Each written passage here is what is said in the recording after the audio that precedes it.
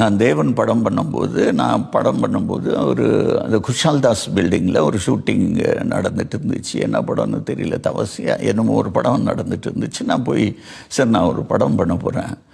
ரொம்ப நல்லது அப்படின்னா, இல்லை நீங்கள் அதில் நடிக்கிறீங்க அப்படின்னா, நான் நடிக்கிறேன்னா சரி ஓகே சரி பண்ணிடலாம் வண்டி அப்படின்னாரு. சார் கதை சொல்லணும், சும்மா இருப்பா வேலையை போடுற அப்படின்ட்டாரு.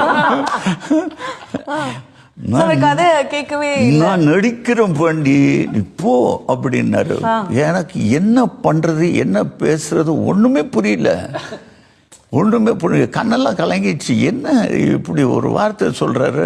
நான் போய் திருப்பி வேலுமணின்னு ரைட்டர் இருந்தா, டைலாக் ரைட்டர், அவன்கிட்ட சொன்னேன், இப்படி விஜயகாந்த் சார் போய் பார்க்க போறேன் அர்ஜென்ட்டா இப்படி சொன்னேன் அப்படின்னா, என்ன சார் சொல்றீங்க அப்படின்னா, எப்போ ஷூட்டிங் அப்படின்னாரு. அதுக்கப்புறம் நான் சண்டிகரில் ஷூட்டிங்னு ஒரு 2 மாதம் கழித்து திருப்பி போய் ஒரு முயற்சி பண்ணேன். கேட்கவே மாட்டேன்ட்டார். எவ்வளோ பாசம் இருந்திருக்கணும் sir. And that time he was on peak.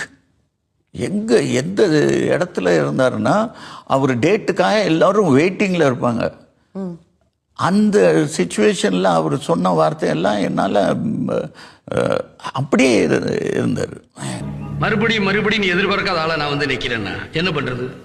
ஓடி பிடிச்சி விளையாடுற விளையாட்டை நீ தானே ஆரம்பிச்ச, நீ தான் முடிச்சு வைக்கணும்.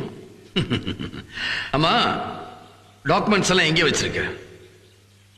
மிஸ்டர் தேவன், பேச தேவையில்லாத இடத்துல பேசுறதும் பேச தேவை இருக்கிற இடத்துல பேசாம இருக்கிறதும் தப்பு. உன் மனசுக்குள்ள என்ன இருக்குன்னு நீயா சொன்னாதான் தெரியும். சொல்லு. மிஸ்டர் தேவன், மிஸ்டர் ரத்னவேலு நானும் உங்களுக்கு இங்க எதிரிங்க இல்லை, நண்பர்கள். Try to understand us. எங்களை விடு, எங்களையும் தாண்டி உனக்காக ஒரு ஜீவன். உமா, உன் மனசுல இருக்கிற ஆறாத காயம் உமா சொல்லித்தான் தெரியும். நீங்க எங்களுக்காக சொல்ல வேண்டாம், ஆனா இவங்களுக்காக கண்டிப்பா சொல்லியே ஆகணும்.